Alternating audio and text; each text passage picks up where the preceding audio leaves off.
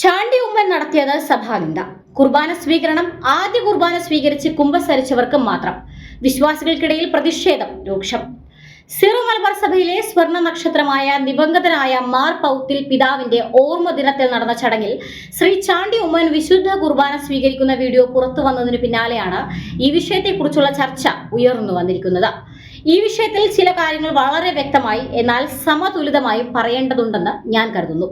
സാധാരണമായി സിറോ മലബാർ സഭയുടെ വിശ്വാസവും കത്തോലിക്ക സഭയുടെ നിയമവും പ്രകാരം പൂർണ്ണമായ വിശ്വാസ ഐക്യമുള്ളവർക്കാണ് വിശുദ്ധ കുർബാന സ്വീകരിക്കാൻ അനുമതി ഉള്ളത്.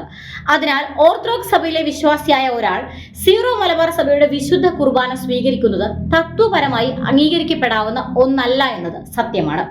അതേസമയം ഈ സംഭവത്തെ നാം വിലയിരുത്തുമ്പോൾ അവിടുത്തെ പ്രായോഗിക വശങ്ങളും മനസ്സിലാക്കേണ്ടതുണ്ട്.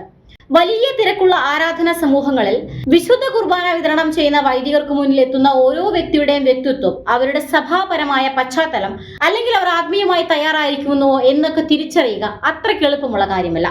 അതിനാലാണ് കുർബാന മധ്യേ കുമ്പസരിച്ച് ഒരുക്കത്തോടെ വരുന്നവർ മാത്രമേ ദിവ്യകാരുണ്യം സ്വീകരിക്കാവൂ എന്ന അറിയിപ്പ് പൊതുവായി നൽകുന്നത്. അതുകൊണ്ട് ഇത്തരം ഒരു സാഹചര്യത്തിൽ സംഭവിച്ച കാര്യം പൂർണ്ണമായും വ്യക്തിപരമായ കുറ്റപ്പെടുത്തലിലേക്കോ അതിക്രമമായ വിമർശനത്തിലേക്കോ കൊണ്ടുപോകുന്നത് ശരിയായ സമീപനമല്ല.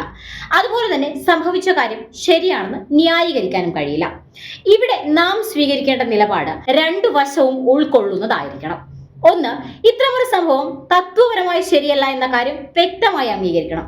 രണ്ടാമതായി, അതിന് കാരണമായ സാഹചര്യങ്ങളെ മനസ്സിലാക്കി അതിനെ വ്യക്തിഹത്യയിലേക്കോ അനാവശ്യ വിവാദങ്ങളിലേക്കോ മാറ്റാതെ സമാധാനപരമായി സമീപിക്കണം. മനുഷ്യരുടെ ഭാഗത്തു നിന്നും ചിലപ്പോഴൊക്കെ വൈദികരുടെയും വിശ്വാസികളുടെയും ഭാഗത്തു നിന്നും ഇത്തരം പിഴവുകൾ സംഭവിക്കാം. എന്നാൽ അതിനെ അടിസ്ഥാനമാക്കി വ്യക്തികളെ ലക്ഷ്യമിട്ട് വിമർശിക്കാനും അപമാനിക്കാനുമുള്ള ശ്രമങ്ങൾ നടത്തുന്നത് സഭയ്ക്കും സമൂഹത്തിനും യാതൊരുവിധ ഗുണവും ഉണ്ടാക്കില്ല. അതിനാൽ ഇത്തരം സംഭവങ്ങൾ ഭാവിയിൽ ആവർത്തിക്കാതിരിക്കാൻ ഇക്കാര്യത്തിൽ കൂടുതൽ ബോധവൽക്കരണവും വ്യക്തതയും ഉണ്ടാവേണ്ടതുണ്ട്.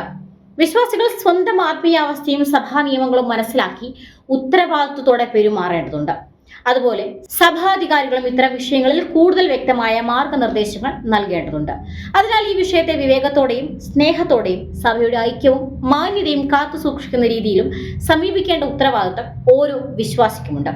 സെലിബ്രിറ്റികൾ തങ്ങൾക്ക് ജനമധ്യത്തിൽ കൂടുതൽ സ്വീകാര്യത ലഭിക്കുന്നതിന് വേണ്ടി ചെയ്തു കൂട്ടുന്ന അഭ്യാസങ്ങൾ മറ്റൊരു സമൂഹത്തിന് യാതൊരു വിധത്തിലുള്ള ബുദ്ധിമുട്ടും ഉണ്ടാക്കുന്നതാകരുത്.